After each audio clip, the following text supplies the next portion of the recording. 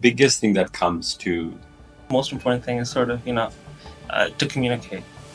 So like a lot of these problems and a lot of these solutions, Right. you find by talking. To be specific, it's generative AI, which is in the market right now. should be from day one on the mind. I've done that, made that mistake. Right? So you think it's a beautiful solution as a developer, but Right. you can't market it, you cannot launch it, or you don't have enough money. Right. Follow the problem first approach. Hello, my name is Ameya. I'm a student success manager within the hackathon, and welcome to this episode of the Hackathon podcast series. We have our guest from Trinetra, one of our sponsors here. Nick, would you like to go on and introduce yourself? Hi, my name is Nick. You can call me Neeraj Vashist as well, and I'm the CEO of Trinetra Systems Inc. And we have been in business for over 20 years, and we've been working with Seneca for quite some time. Thank you so much, Nick. And can Navdeep and Chris, Yes. can you introduce yourself as well? Sure. So my name is Navdeep Sadyora, and I've been working with Trinetra for the last 5 years. I'm working as a full stack developer here, and I've also been a grad student from Seneca. I passed out in 2021. And can you tell us about what program you completed from Seneca? So I completed project management IT. Oh, nice. That's the same program as me. Yeah. Amazing. Welcome back. And Thank you. Chris, can you Yeah, introduce yourself sure. as well? I'm Christopher Delima, or Christopher, or Chris, sorry.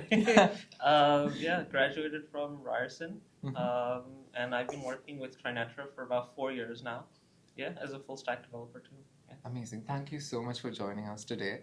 Glad to be here. My first question is for all of you, mostly for Nick, but you guys are free to chip in. We spoke about how you've been in the business for 20 years, and the whole point of this hackathon is solving problems. I was going through your website. I know you do a whole bunch of stuff. Can you talk to some interesting challenges that you might have solved in the last 20 years and you would like to highlight? Yeah, well, we have been, we've been working on various problems. The biggest thing that comes to my mind are what we have been doing is the integration, enterprise-wide integration. So if you see, for decades, organizations have been building these state-of-the-art, mission-critical systems Right. for their business, and they've been working fine, but they're like mainframe or then AS400s and then Unix, and now they're cloud. Right. So those systems are working beautifully, but now they are aiming for enterprise-wide automation. Right. So it's been a while, and for that, they have to talk to each other. That is true. You cannot replace them because they are mission critical and they're very, very, they're perfect solutions. Yeah. So what we have been doing is we have been actually building integration solutions, solid frameworks for those enterprises so that they can share data with each other. We have been creating a process orchestration for them, workflows using different technologies. So that's been our one of the biggest, what do you call it? That's our forte. Right. And we have done a lot of projects like that, and now we are at a point where now building those solutions even faster using technologies like MuleSoft, API-led integration. So that's been the biggest thing that we actually are very proud of that we have done, and our clients are very happy. So that's still a big challenge for a lot of our enterprises. I can imagine. And again, as developers, you must be down in the trenches. Do you have any experience to share from like these projects? Because again, coming back to the hackathon, we're going to have all of these participants who, over a few days, they'll be solving problems. Now, they might not be solving problems to scale, but if you had to, like, just looking at this experience, when you're working on these projects, which, like Nick has described, these are mission-critical systems, right? Yeah. You cannot make mistakes. Now, the stakes are a little lower in a hackathon, but students are working under pressure. Yeah. Do you have any stories to share from a time like that, from your experience? Yeah, I mean, thankfully, it wasn't so much under fire like that. Not so much the trenches as one of the back rooms, But it was working for a company. There's I think the most important thing is sort of to communicate. So like a lot of these problems and a lot of these solutions, Right. you find by talking. You talk to the client, you talk to your team, and it's just this communication sort of shows you the path. That is very good advice. Navdeep, do you have anything that you would like to add? Sure. So as Neeraj mentioned, like the legacy systems, they are moving towards automation, right? Right. So I've been in a project where we had to do the automation for the already going on process and API-led connectivities. So using some frameworks, the client is getting really good benefits from out of it, like automating it. It saves time and the budget as well. Right. So yeah, automation is the thing for today. To be specific, it's generative AI, which is in the market right now. Absolutely. And when you're building these solutions, you've spoken of like multiple products, right? Now, when students in the hackathon, they are looking at building their own solutions, they might be going out doing a little research. If you had to give a little advice about how to go and pick out the right solution, how to differentiate between vendors that are offering solutions, how do you approach that usually? Two things. If we can recommend solutions to our clients, but sometimes clients have their own technology Preferences, right. But for students, I think there are a lot of open source technologies. They should leverage cloud for sure if they're building anything. So the scalability and security is already taken care of. Right? Absolutely. So I would say that's something they should, from the beginning, they should look at. And for security, should be from day one on the mind, like OAuth and those other things, encryption and all. Those things should be on the mind. In terms of and hey, we are Java full stack Java. It's best, right? And True. We do it in our sleep now, and I think it's been very good for us. And I think it's good for our clients. So I think it's a technology to still use. Absolutely. But I think one of the most important things is finding a good mix between do what you know and do what fits, right? True. Java is multi-purpose, but you can't use it for everything. So find something that works with Java but does a specific task better. Right. That's why it's good to have many people, large teams. Maybe not all in the same field. Same skill. Yes. Yeah. Having that absolutely comprehensive team. Like you have to have all. I feel like this is something that we've been highlighting throughout the promotions for the hackathon. A lot of people think like if it's a hackathon, you just need to know coding. Yeah. So we will have a lot of students from programming backgrounds, but we like to tell that the hackathon is for everyone. Like you can come from any background and we all bring like a fresh perspective, right? And that can really change how you look at a problem and how you find solutions for that. And a moment ago, we were talking about like scaling, we spoke about cloud, but I want to talk about a different kind of scaling here. Now, over a hackathon where you're working on a solution over a few days, we might come up with some ideas. Students might have something that they think is a great solution. But this is on a small scale. This is a hackathon. It's nothing major, nothing completely fleshed out yet. For students who come up with an idea which might be nice. Now, these might be some winners. These might be some people who did not make it to the very end, but they had an idea.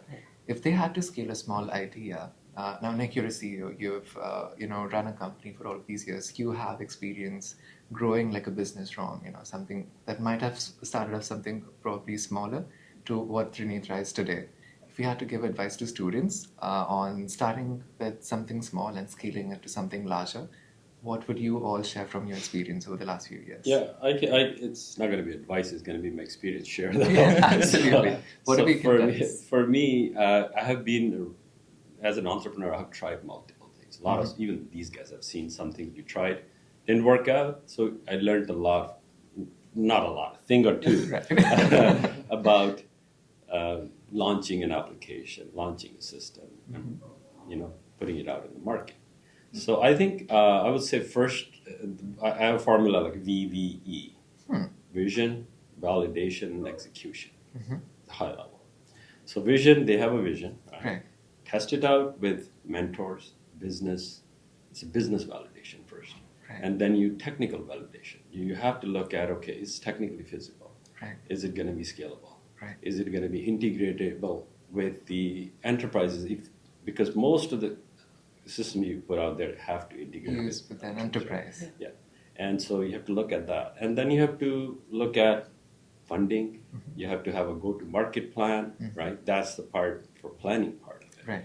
And execution part is you have to develop iteratively. You have to have a team, which is like Christopher said, comprehensive team, And diverse team. It's Yeah. not just programmers and developers. I've done that, made that mistake. Right? So you think it's a beautiful solution as a developer, but Right. you can't market it. True. You cannot launch it properly. You don't have enough money. You don't Right. have money. And also you have to partner with companies who can pilot your system. Right. Right? That's very important. And go from there. Right? That's what I would say. That's my MBA by failing That and is succeeding. that is truly insightful. I Yeah. agree with you, Chris and Navdeep. Do you? Yeah, just to add, like specifically for the students, Mm-hmm.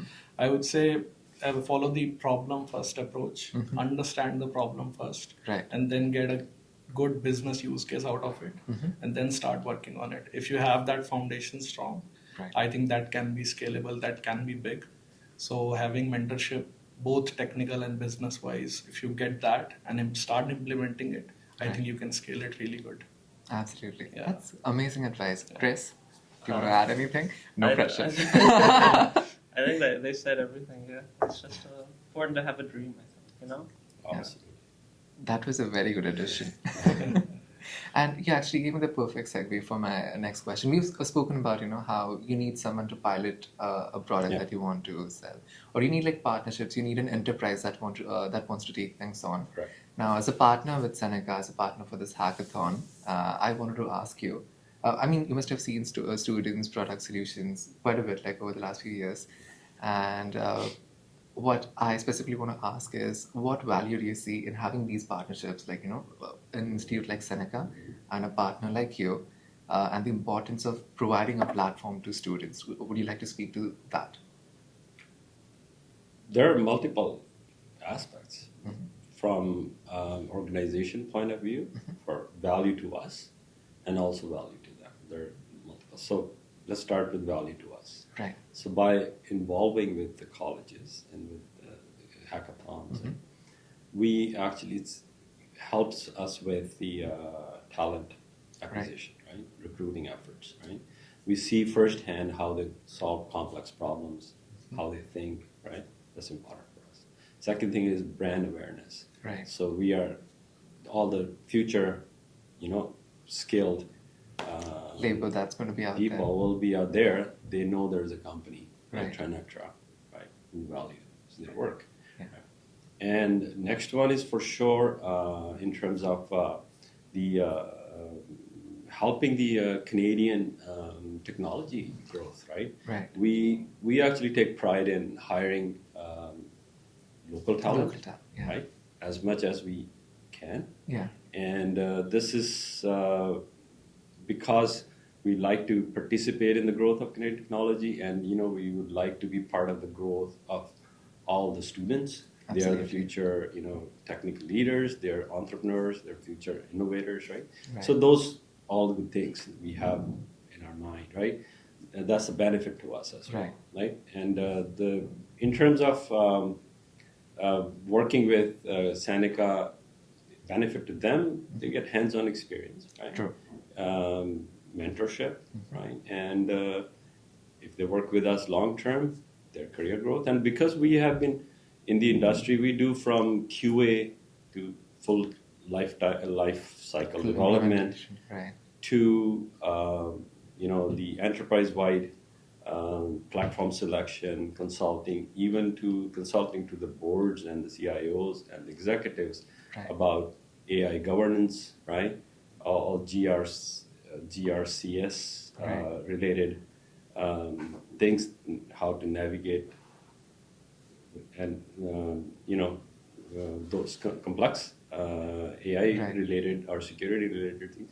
So we have everything. So there is a growth for them as well. Right. They work with us.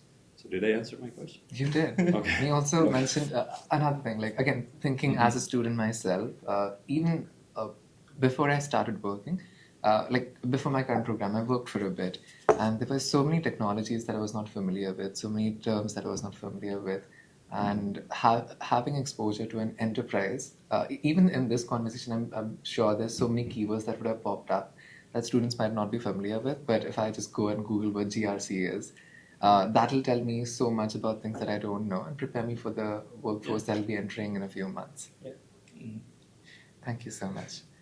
And another thing that I want to ask is, we've spoken about cybersecurity, and there is definitely a requirement for digital resilience in the day and age of AI. If you had to think of solutions that are important in the near future, whether it could be AI backed or anything to solve these problems that are coming up, because AI is going to enhance the capability by so much, right? And as much as it can improve things, or it can make things easier for the good actors, it can make things easier for the bad actors as well.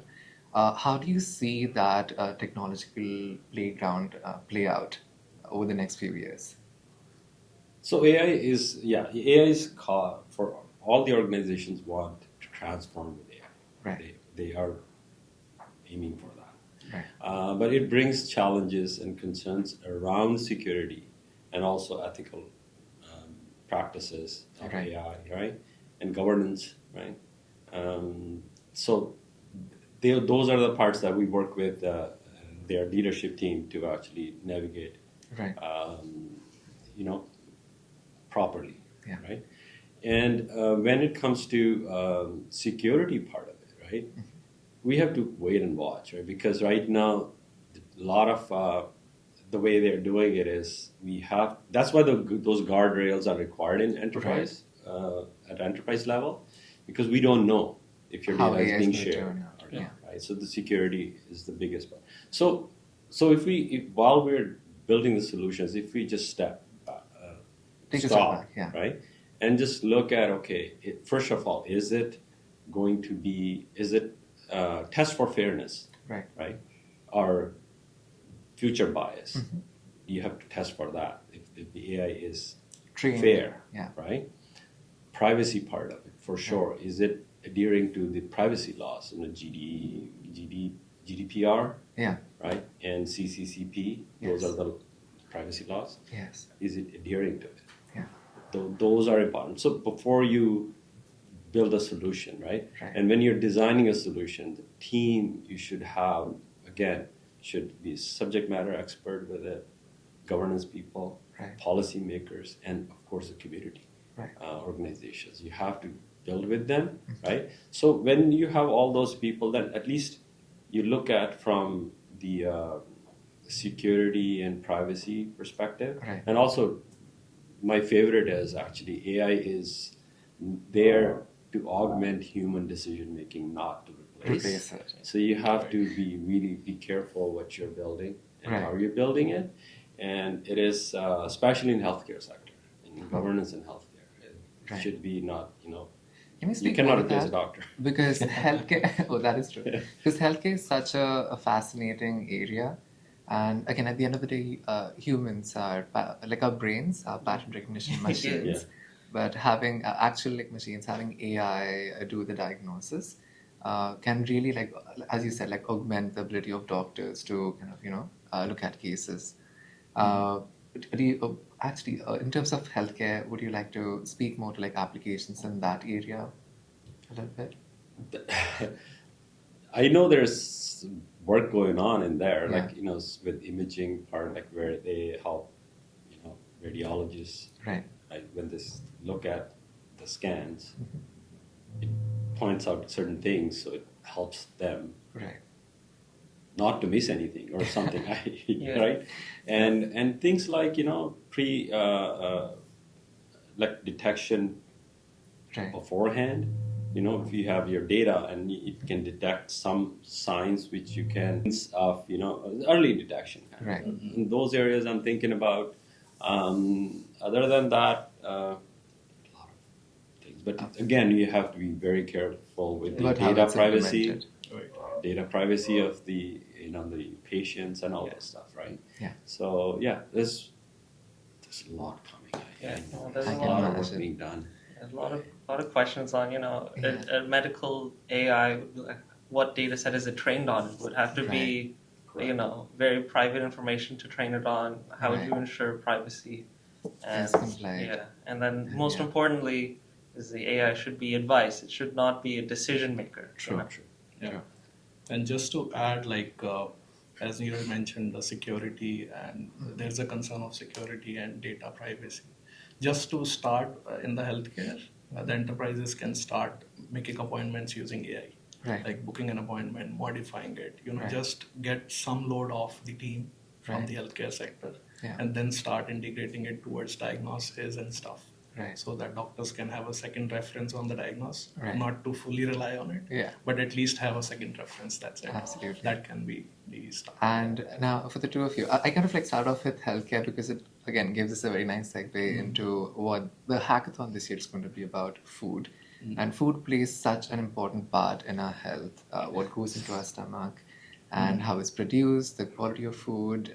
There's so much that we can think of. For the two of you, as developers, if you had to share a perspective of, you know, how AI can be used in the food industry, what would you say? That's a tricky question because AI is such an encompassing word for something that you know it's very specific in its focus. You know, you design an AI to fulfill a task because otherwise, if the task is too vague, AI can't do it. So, you know, it's a very hard question to answer in that sense, but AI is effectively pattern recognition, you know, and in terms of food, health, you know, that sort of thing, I think there are a lot of patterns, right? Medical history, but specifically in food, you know, patterns with that. So it's definitely useful. We'd have to really experience, you know, you fool around with it, play with it. And that's one of the benefits, I guess, of doing these is that every person has their own idea, right? You don't have to be a professional in the field to have an idea, you know, to have something to do with it. So that's sort of one of the benefits of these hackathons is that, you know, you might have an idea and you don't know how to implement it. So you can join one of these, share the idea, and get people who know how to implement it, you know, so. So just to add, like, I think the use case is really exciting, food, for this hackathon. If I have to fit a use case for food in terms of AI, I would say, if I recall, I did another course here in Ontario for big data analytics. Oh, nice. So we did an academic project which was about just to identify the fruits based on the images, like the system can tell you like based data on classification. Right. So that was based on the TensorFlow package, which is in Python. So I would say just to analyze how fresh a like food item is, we can train the data set. Grabbing, for example, an apple. Grabbing some pictures of an apple on day 1, day 30, a year, maybe 6 months. Train the data set. Just keep it in front of the camera and it will tell you the health of the product. So I think that can be the one thing which can be done. Like you sound like you have really something curious. to add. No, I'm very curious about. I'm really curious about what the students are going to come up with. Absolutely. That's true. Thank you so much for all of those answers. You've pretty much answered all the questions I had. So I have one final question to leave you all with. The time when we are recording this, a lot of teams are being formed in the hackathon. And as students head into the hackathon, if you had to give advice, and the reason why I'm asking this is because I've seen one line featured on your website prominently, team up with us. If you had to give advice for students to find the right team, finding the right people, we've already spoken about how teams should be diverse, have different skill sets, but finding the right people, sticking with them, and getting through a journey with them to find the solution that you want. If you had to give that advice from all of your experiences, what would you like to share? My favorite, and which I always emphasize on when I'm picking my team, few things: mindset for sure, right? Skill set, of course. Skills can be learned. So skill set can be learned. The attitude, number one, mindset, number two, and best of it, which I always tell my team as well, who take ownership. Even if you have a smallest task, people who take ownership and just say, oh, I own it and I'm going to do it. Take care of it. Those are, if you see those qualities in the person, that's your team. Oh my God. That's very important for me. And I've seen that time enough. again. Absolutely. And Habib and Chris, would you like to add to that? Sure. So as Neeraj said, ownership, right? So in terms of hackathon, picking up the teams, I would say implement the same. Right. Just pick up the right team, divide the work well, and tell every individual just to take the ownership of what they are doing. Right. And I think that should be the right way. Yeah. Absolutely. And yeah, building on that, I think another aspect is sort of passion. Find someone who wants to participate, who's as interested in this as you are, because if they're not, they might, I won't say drag the team down, but Right. they will not be an asset. Right. So find someone with the passion, with an idea, someone you work well with, because like Naresh said, skills can be learned, but sort of how well you work together as a team, your communication, that's the most important. That gets you the distance. Right, absolutely. Perfect. That was the perfect answer, and I'm sure the people watching this are really going to appreciate that advice. Thank you so much for joining us today for this wonderful conversation. We appreciate all the answers and the insights that you've shared with us. And for the participants watching this, thank you so much for joining us today. We are at the end of our episode. We'll be back with another one and hope to see you at the hackathon. If you haven't registered for the hackathon just yet, you can go to our website and find the registration button there. And hope to see you all there.